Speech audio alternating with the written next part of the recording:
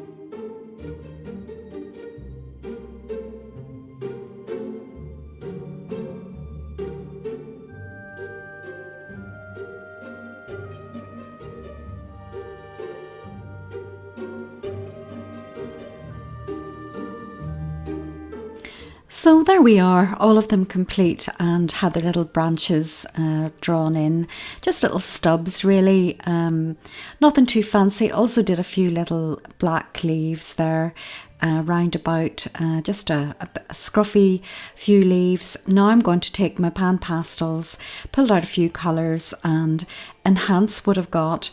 I was disappointed with how the sky turned out in terms of its depth of colour and vibrancy, so I'm just going to restore that. And this is a neat trick to have your pastels at the ready if you're unhappy with the first layer of watercolour, and so it's easy enough to do this. Just pop it on top and see what you get and blend it in nicely and all of that. So it does make a difference having the pan pastels, I find, but if your watercolour is nice and deep and vibrant and you're happy with it, you can skip this step.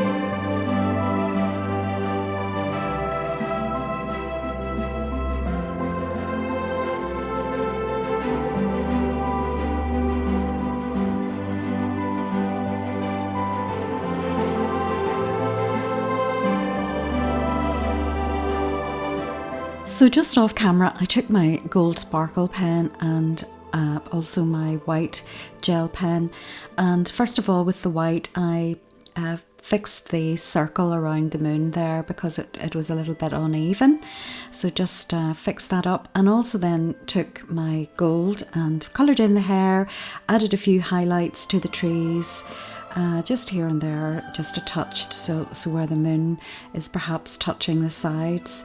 And I also took my blue pen and added that to the bottom of the witch's dress.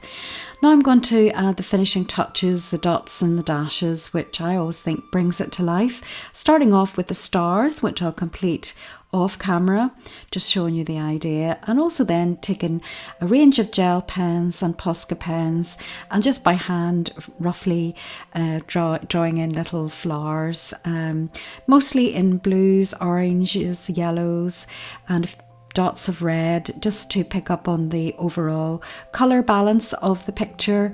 And it really is just circles and little dots, just to add in the impression of a little meadow flowers.